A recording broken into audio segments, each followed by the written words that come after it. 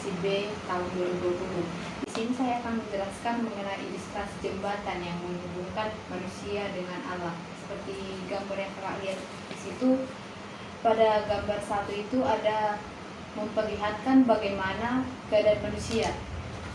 Di situ kan terlihat bahwa manusia terpisah dengan Allah yang Maha Suci dan Maha Adil.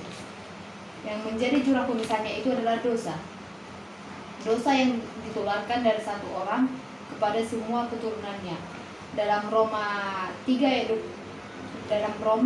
12 dikatakan bahwa sebab itu sama seperti dosa telah masuk ke dalam dunia oleh satu orang, dan oleh dosa itu juga maut. Demikianlah maut itu telah menjalar kepada semua orang, karena semua orang telah berbuat dosa. Dalam Roma 3 ayat 23 ini dikatakan bahwa karena semua orang telah berbuat dosa dan telah kehilangan kemuliaan Allah. Seperti perbuatan mendatangkan akibat, dan akibat dosa itu ialah maut. Dan dalam Roma 6 ayat 23 dikatakan bahwa sebab upah dosa ialah maut, tetapi karunia Allah ialah hidup yang kekal dalam Kristus Yesus Tuhan kita. Dan sesudah itu akan mati kemudian dihakimi. Dalam Ibrani 9 ayat 27 dikatakan bahwa dan sama seperti manusia ditetapkan untuk mati hanya satu kali saja, dan sesudah itu dihakimi. Lalu pada gambar yang kedua itu dapat kita ketahui bahwa manusia berusaha mencapai Allah, berusaha menyeberang jurang pemisah antara dirinya dengan Allah, untuk mencari Allah dan meraih jaminan kehidupan yang penuh kebahagiaan yang bernama Allah di sorga melalui amal. Yang pertama itu amal seperti melakukan perbuatan baik demi orang banyak. Yang kedua itu pendidikan, dengan melakukan berbagai riset untuk mencapai Allah. Melakukan riset untuk mencari cara hidup yang kekal. Yang ketiga hidup yang baik dan menjadi penganut agama yang baik. Namun usaha itu gagal. Segala cara yang dilakukan itu sia-sia, disebabkan oleh dosa manusia itu sendiri. Itulah sebabnya keselamatan bukanlah suatu usaha manusia, karena keselamatan adalah pemberian Allah. Di sana tertulis dalam Efesus 2 ayat 8-9 dikatakan bahwa sebab karena kasih karunia kamu diselamatkan oleh iman, itu bukan hasil usahamu, tetapi pemberian Allah. Itu bukan hasil pekerjaanmu, jangan ada orang yang memegahkan diri. Artinya keselamatan itu hasil karunia Allah kepada manusia yang diberikan oleh Allah, tidak bisa kita kerjakan sendiri, dan usaha kita hanya akan menjadi sia-sia. Dibalik mulai, Pak. Kemudian pada gambar yang ketiga diketahui bahwa Allah menyediakan jembatan keselamatan satu-satunya supaya manusia bisa menyeberangi jurang pemisah antara Allah dan manusia.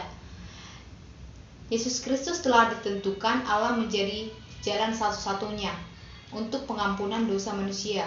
Sebab yang sangat penting telah kusampaikan kepadamu, yaitu apa yang telah kuterima sendiri, ialah bahwa Kristus telah mati karena dosa-dosa kita, sesuai dengan kitab suci, bahwa ia telah dikuburkan, dan bahwa ia telah dibangkitkan pada hari yang ketiga sesuai dengan kitab suci, dan tertulis dalam 1 Korintus 15 ayat 3-4. Dosa manusia ditebus oleh Yesus Kristus.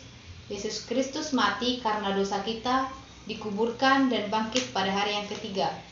Dalam Yohanes 14 ayat 6, kata Yesus kepadanya, Akulah jalan, kebenaran dan hidup. Tidak ada seorang pun yang datang kepada Bapa kalau tidak melalui aku. Dengan demikian, Allah telah menjembatani jurang pemisah dengan dirinya, dengan mengirimkan Yesus Kristus untuk menebus dosa kita di kayu salib. Yang selanjutnya pada gambar yang keempat, diketahui bahwa manusia harus melakukan dua hal agar mempunyai hidup yang kekal dan tidak turut dihukum, agar pindah dari dalam maut ke dalam hidup.